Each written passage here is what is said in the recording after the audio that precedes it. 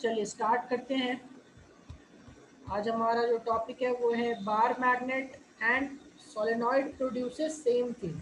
जो सोलेनॉइड है उसके वजह से जो मैग्नेटिक फील्ड होगा और जो बार मैग्नेट की वजह से देखा था हम लोगों ने वो आपका सेम होगा।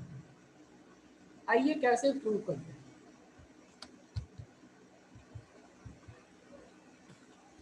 क्या है? Prove that A bar magnet and solenoid produces similar fields.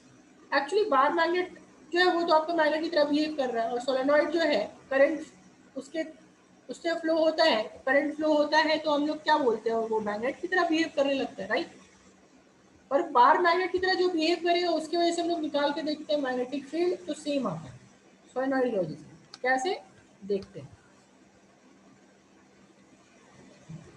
देखो अभी हम लोग क्या कंसिडर कर रहे हैं, consider solenoid consisting of n turns per unit length. ठीक है, वहां पे सोलेनॉइड भी हमने n टर्न्स लिया था पर unit length and current carrying current I। Let the length of the solenoid be 12 and R be its radius। Solenoid का जो लेंथ है वो हमारा 12 है और जो रेडियस है वो R है। Now consider a point P at a distance A from the center O of the solenoid। एक पॉइंट P लेते हैं जो डिस्टेंस A पे है, कहाँ से? सेंटर के, सोलेनॉइड के सेंटर से। नाउ अगर आप सिलेंडर को देखोगे तो सिलेंडर यानी कि सोलेनॉइड, तो आप सोलेनॉइड को रिंग्स की तरह कंसिडर कर सकते हैं। अगर बहुत सारे रिंग्स लो और उसको लेयर पे लेयर डालते जाओ तो एक आपका सिलेंडर की तरह फॉर्म हो जाए। ठीक है, तो हम लोग क्या करते हैं, एक सर्कुलर एलिमेंट ले लेते हैं सिलेंडर पे। Consider a circular element of thickness dx of the solenoid at a distance x from the center। x distance पे आपका क्या हो जाएगा, हम लोग dx थिकनेस का, dx विड्थ का या थिकनेस का एक सर्कुलर एलिमेंट लेते हैं। कैसे, मैं अभी फिगर में दिखाऊंगा। नाउ जो स्मॉल n है वो हम लोगों का है number of turns per unit length.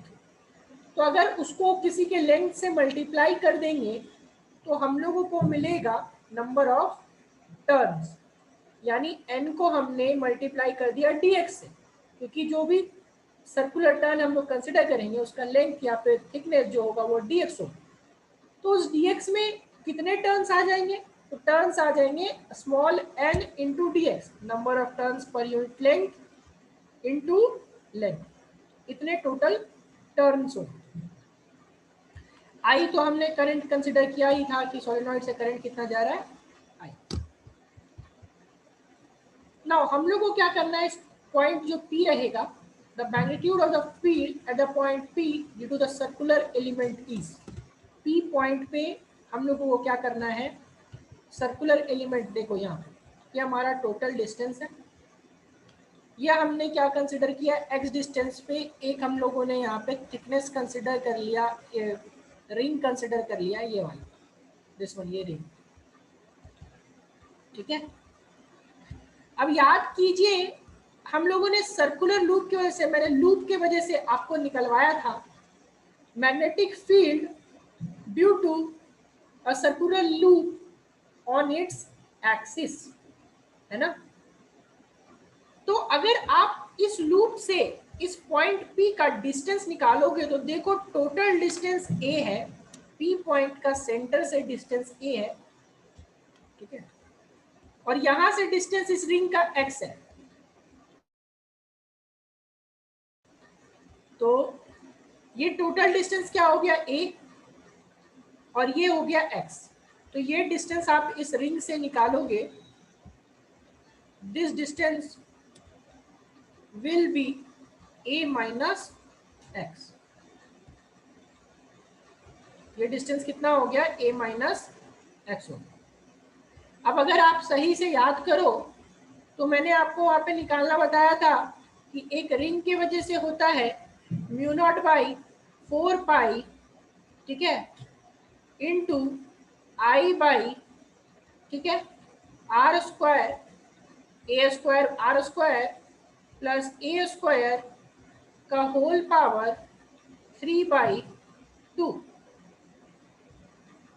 Whole power 3/2 और टोटल यहाँ पे मल्टीप्लाई करते थे 2 पाई से, बताया था कंप्लीट एंगल के केस में 2 पाई से, और साथ में मल्टीप्लाई करते थे आर स्क्वायर से। क्या सबको ये फॉर्मूला याद आ रहा है? कुछ बताया था लास्ट क्लास में मैग्नेटिक फील्ड लास्ट चैप्टर में। Yes sir. ठीक है, तो यहां से ये 2 पाई कैंसिल आउट हो जाएगा, तो बचेगा यहाँ पे सिंपल 2। और ये जो लूप आता था वो सिंगल लूप के लिए था। कितने लूप के लिए? सिंगल लूप के। अगर n टर्न्स होगा तो इसको capital N number of turn से मल्टीप्लाई करना पड़ेगा, कैपिटल N से। लेकिन इस केस में जो कैपिटल N है, कैपिटल N की यानी नंबर ऑफ टर्न्स हम लोगों ने निकाला था, अभी जस्ट निकाला, n इंटू dx। याद कीजिए, अभी जस्ट यहाँ पे क्या निकाला था? n into dx। सही से देखो तो ये देखो यहाँ पे क्या निकाला, this one n into dx turns, है ना? तो n इंटू dx टर्न यहाँ पे लिखेंगे।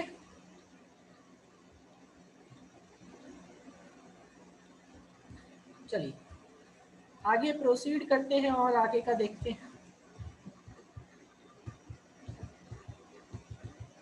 तो हम लोग जब इसके लिए निकालेंगे तो जो मैग्नेटिक फील्ड इसके वजह से होगा dx थिकनेस के वजह से dB, वो dB की वैल्यू यही फॉर्मूला पुट करेंगे, म्यू नॉट बाई 2, जो यहाँ पे 2 पाई से 2 कटा था, 2 टाइम्स म्यू नॉट बाई 2 आ गया।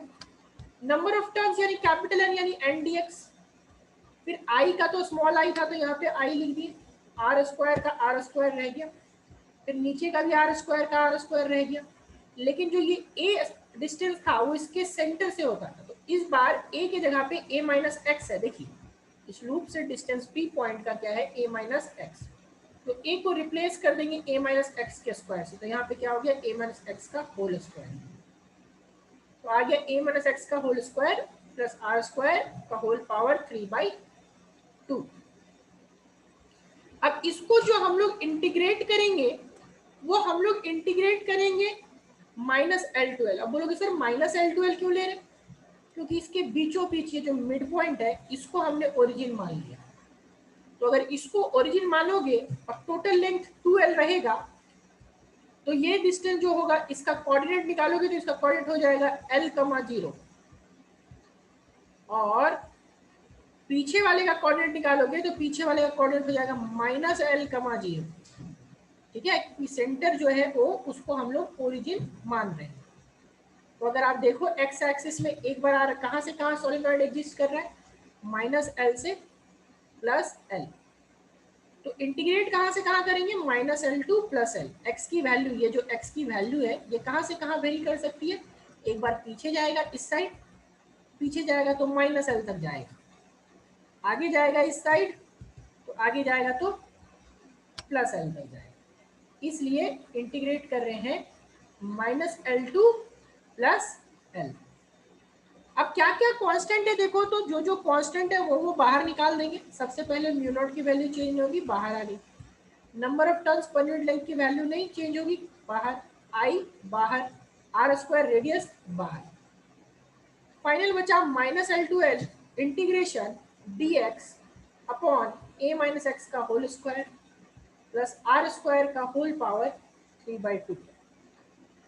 तो आप लोग इंटीग्रेशन पढ़ रहे हैं, मैं इंटीग्रेशन आप लोगों पे छोड़ दूं? बताओ इंटीग्रेशन कर लोगे इसका?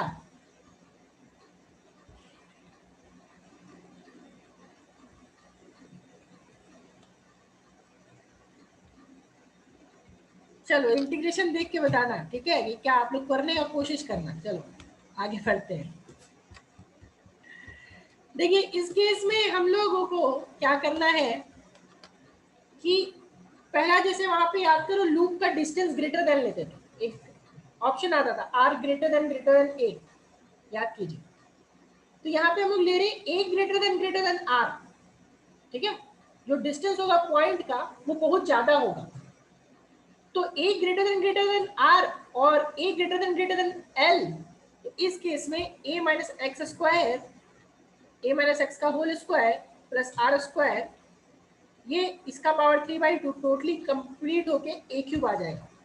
मैं बार बार समझाता आ रहा हूँ कि अगर कोई एक बहुत ज्यादा होता है वैल्यू तो दूसरे वाले में कुछ घटाओ बढ़ाओ, स्क्वायरिंग करो, कुछ भी करो, उसका स्क्वायरिंग करके घटाओ बढ़ाओ तो वो नेग्लेक्ट हो जाता है। सिंपल सी एग्जांपल देता हूँ, सिंपल सा 10 का पावर 3 1000 ले लो और दूसरा 0.001 10 टू पावर माइनस 3 ले लो। 10 टू द पावर 3 का स्क्वायर कर दो और 10 टू द पावर माइनस 3 का स्क्वायर कर दो, दोनों को ऐड करोगे फिर भी आपका 10 टू द पावर 3 का स्क्वायर ही आएगा, 10 टू द पावर 6 ही आएगा, करके देखना।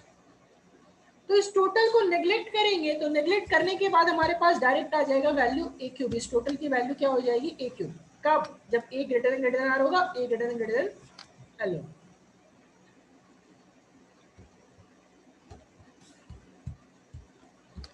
फाइनल हमारा वैल्यू क्या आ जाएगा, वो सब कट पुट के आ जाएगा mu naught N I by R square by 2 a cube integration dx, क्योंकि a की जो वैल्यू है वो भी आपकी कांस्टेंट रहेगी डिस्टेंस।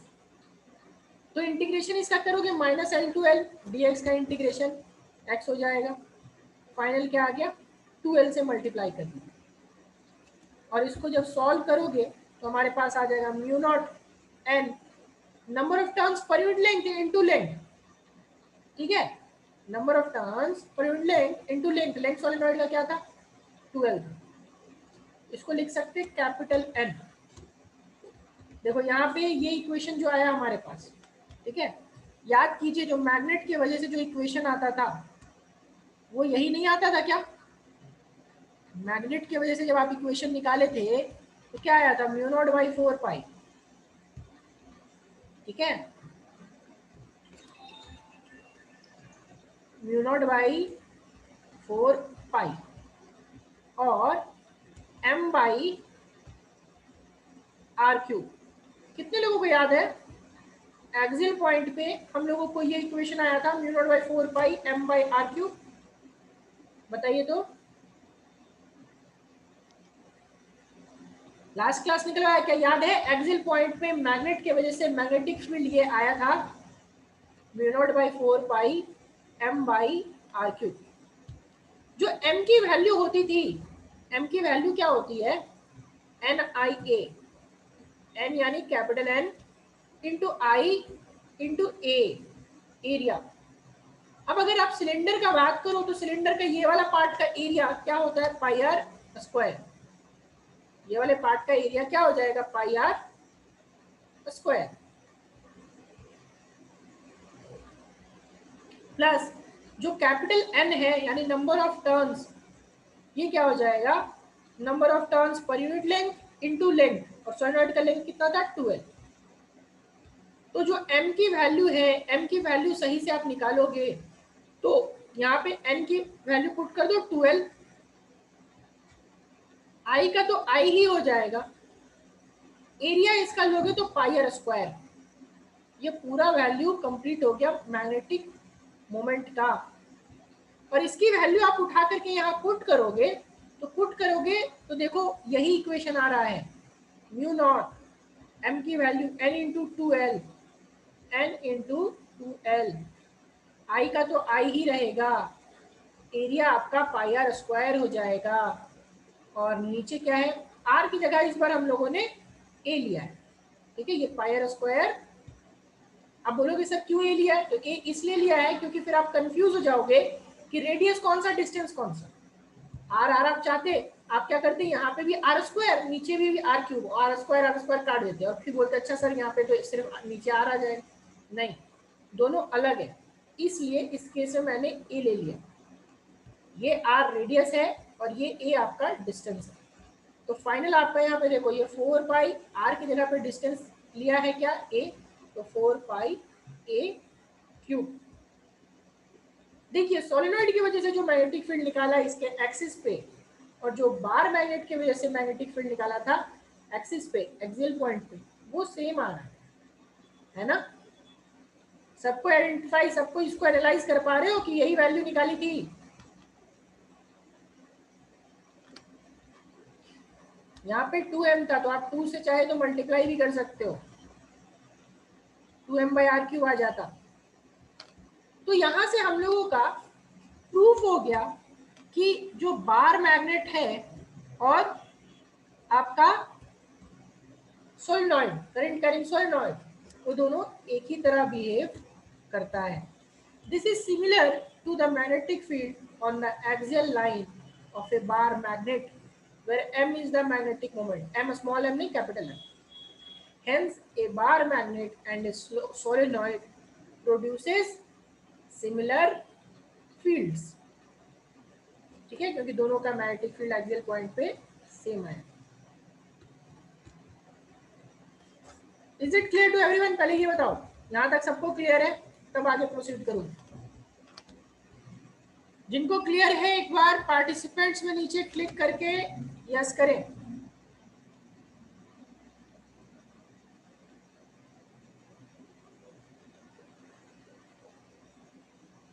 जल्दी से.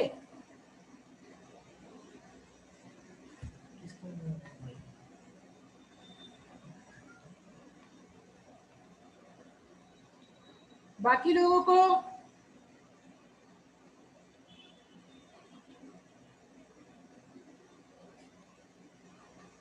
चलिए, मैक्सिमम लोगों को क्लियर है. देन हम लोग फर्दर प्रोसीड करते हैं और लास्ट टॉपिक की तरफ बढ़ते हैं. एक्चुअली ये लास्ट टॉपिक हम लोग पहले भी डील कर चुके हैं. ठीक है,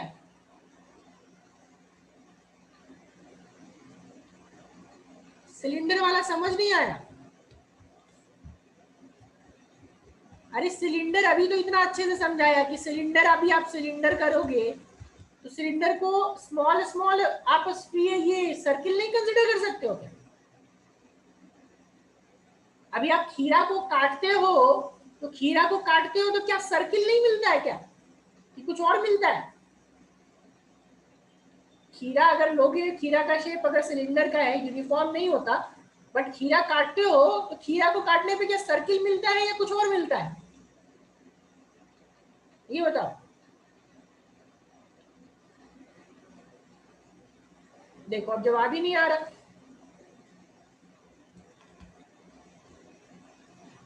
सर्किल मिलता है.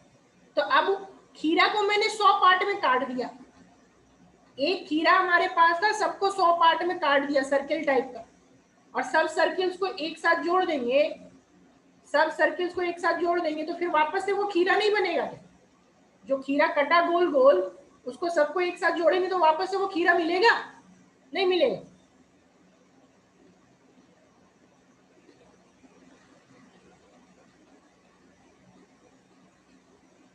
तो अगर एक सर्किल की वजह से मैग्नेटिक फील्ड निकाल लें, एक खीरा का जो एक टुकड़ा है, अगर एक टुकड़ा का वेट निकाल लें तो, और जितने टुकड़े हैं 100 टुकड़े हैं अगर, तो एक टुकड़े का वेट को 100 टुकड़े के वेट से मल्टीप्लाई कर देंगे तो पूरे खीरे का वेट आ जाएगा.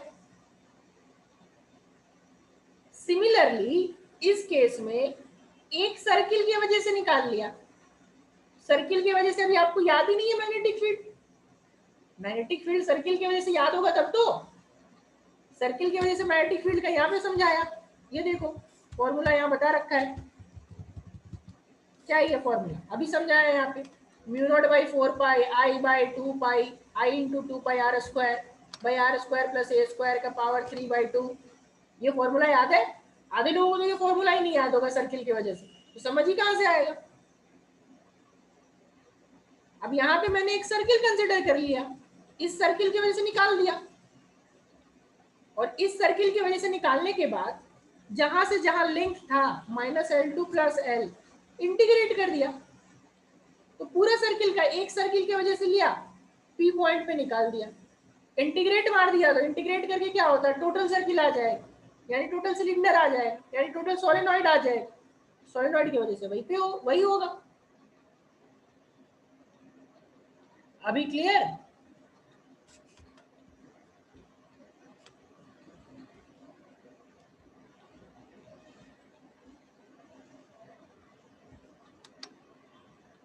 आपका जेडी अभी क्लियर हुआ नहीं हुआ?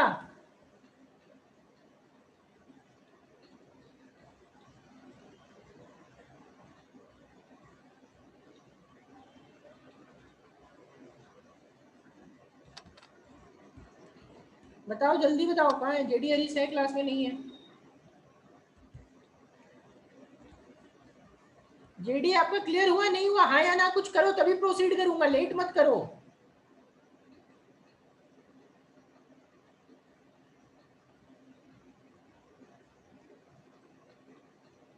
चलो ठीक है।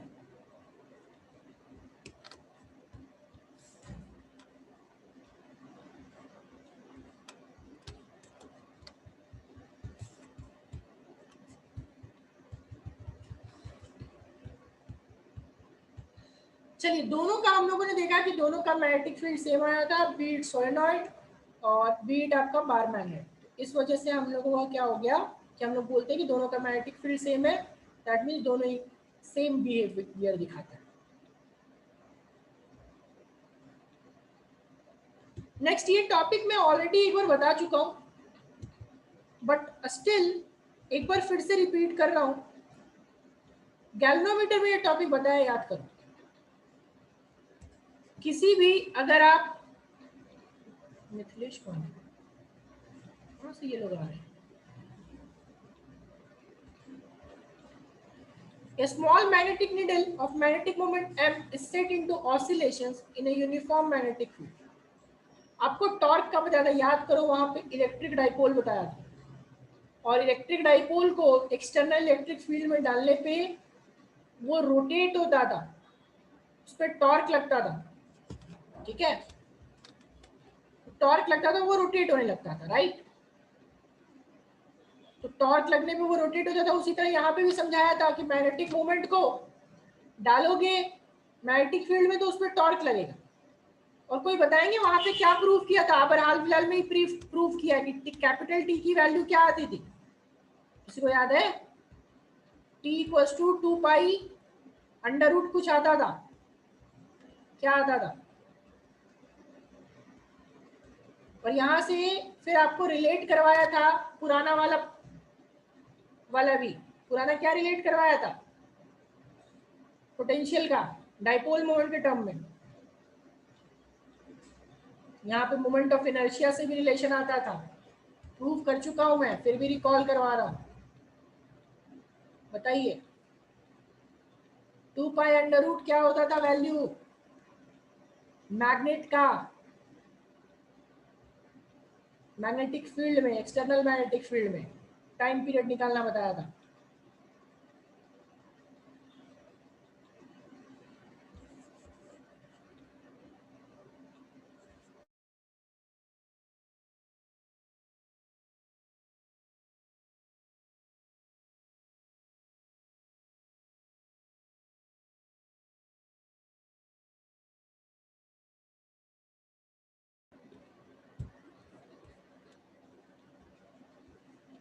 रूट अंडर, चलो एक को तो याद है, सौरभ को याद है, ठीक है, गुड सौरभ।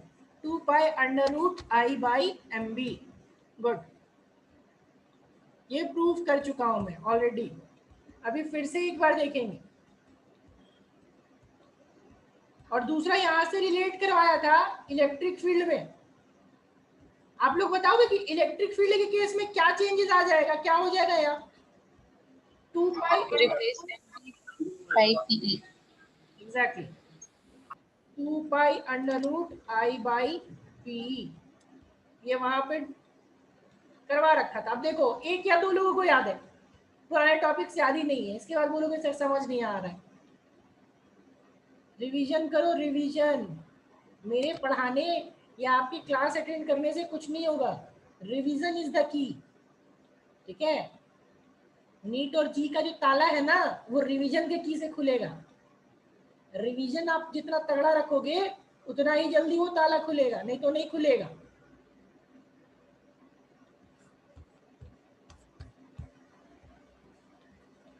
चलो आगे प्रोसीड करते हैं। यहाँ पे उसको एक टॉर्क लगता था minus M B sine theta. Smaller angle के लिए हम लोग क्या करते थे? ये देखो, ये मैग्नेट है, ये एंगल थीटा से मूव कर रहा हूँ, मैग्नेट के टर्म में समझाया था, यहाँ कंपास के टर्म्स में समझा रहा हूँ।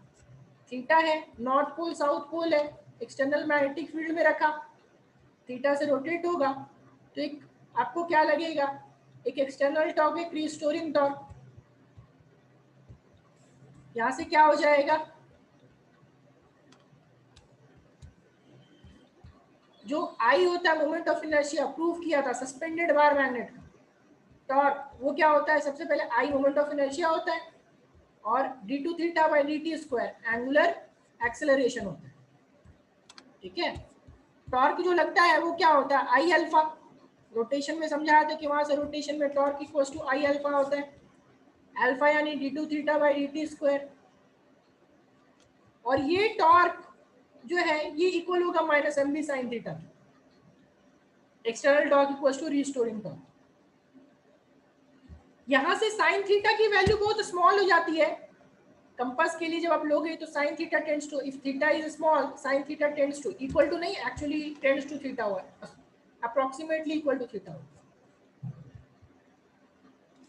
d2 theta by dt square equals to minus M B by I into theta.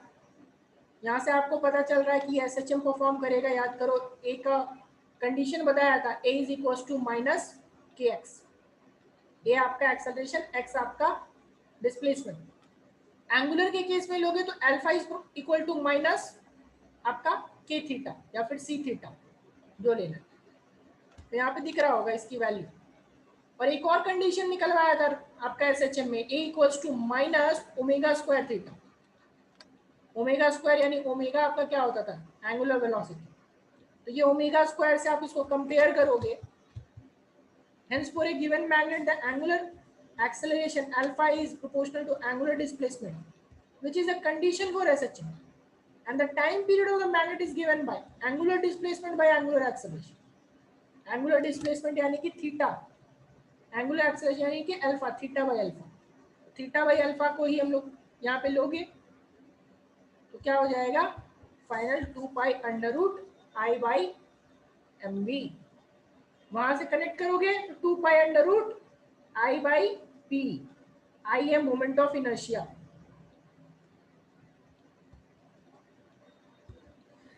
Now इसी में हम लोग दो एंगल्स टाइम पीरियड के बारे में बात करेंगे, ये अभी जो बता रहे हैं कंपटीशन का टॉपिक है, बोर्ड्स में नहीं पूछे। A bar magnet held horizontally is set into angular oscillations under Earth's magnetic field, अर्थ के मैग्नेटिक की फील्ड की वजह से एक बार मैग्नेट क्या है, ऑसिलेट कर रहा है। It has time period T1 and T2 at two places, दो अलग अलग प्लेसेस पे हमारा टाइम पीरियड क्या है, T1 और T2, और दोनों जगह पे हम लोगों का एंगल ऑफ डिप जो है, एक जगह θ1 है और एक जगह θ2 है। हम लोग को एक एक्सप्रेशन निकालना है कि दोनों का टाइम पीरियड का रेशियो है, expression for the ratio of resultant magnetic field at the two places, resultant magnetic field का रेशियो क्या होगा। ना टाइम पीरियड की जब बात करें तो टाइम पीरियड यहाँ पे क्या हो जाएगा, टाइम पीरियड 1, एक जगह पे टाइम पीरियड 1 होगा 2 pi under root I by M B 1, आप B1 लो या BH1 लो, BH का मतलब horizontal component of earth magnetic field. Second T2 लोगे तो वहां पे BH2 आ जाएगा, T1 आ गया और T2 आ गया। अब हम लोग यहां से आपको पूछा जाए कि आप BH1 बाई BH2 का रेशियो निकालो, तो आपसे नहीं निकल जाएगा क्या, आप एक साइड ले जाओ, T बाई 2 पाई कर लो, T1 बाई 2 पाई स्क्वायरिंग कर दो, तो एक का आ जाएगा T1 बाई 2 पाई का whole square equals to I by M BH1, दूसरे का आ जाएगा T2 बाई 2 पाई का whole square equals to I by M BH2, वहां से दोनों को डिवाइड कर दो तो हम लोग को BH1 बाई BH2 मिल जाएगा या फिर BH2 बाई BH1 मिल जाएगा। आप जैसा डिवाइड करोगे, आप T1 को पहले डिवाइड करो T2 से या फिर T2 को डिवाइड करोगे T1 से, उस पर डिपेंड करो। ठीक है, यहाँ पे देखिए T1 बाई T2 आएगा under root BH2 by BH1, final हमारा BH1 बाई BH2 का रेशियो क्या हो गया, T2 square by T1 square. तो ये ध्यान रखना है, दो मैग्नेट है, दोनों का टाइम पीरियड एक जगह पे T1 दूसरे जगह पे T2, तो BH1 बाई BH2 जो होगा वो होगा T2 square by T1 square, inversely proportional, क्योंकि इनवर्सली प्रोपोर्शनल हो भी रहा है, आप देख भी रहे हो, T equals to 2 pi under root I by M B, under root में B के प्रोपोर्शनल है इनवर्सली। यहाँ से BH आप जब निकालोगे तो BH आपको मालूम है कि BH equals to BE cos theta होता था या फिर B cos थीटा होता था, याद कीजिए, हॉरिजॉन्टल नेट कंपोनेंट जो था, नेट मैग्नेटिक फील्ड था B और एंगल था थीटा, एंगल ऑफ डिप, तो हम लोग बोलते थे B cos थीटा BR हो जाता था। बी एच हो जाता, sorry B cos theta B H हो जाता था, और B sine theta vertical component of earth magnetic field वो हो जाता है बी साइन थीटा। तो बी एच की वैल्यू क्या हो जाएगी, बी कॉस थीटा। थीटा आपका angle of dip, theta one आपका angle of dip at place one. यहाँ पे बी एच वन की जो वैल्यू आएगी वो वैल्यू आएगी B E one cos theta one.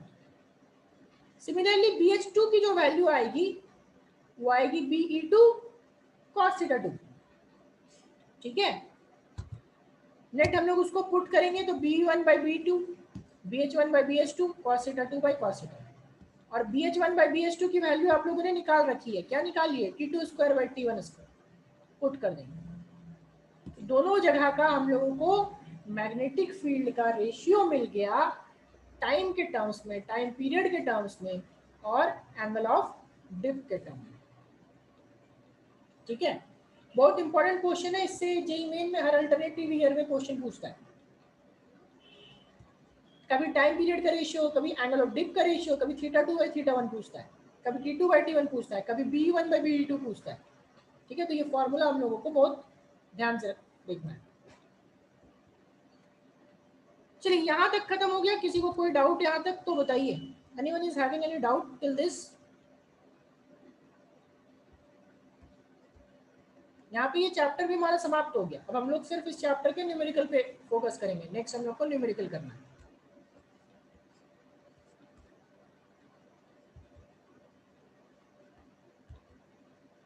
किसी को कोई डाउट? जिनको डाउट नहीं है पार्टिसिपेंट्स पे क्लिक करके नो करें, देन हम लोग फिर क्वेश्चन की तरफ प्रोसीड करेंगे।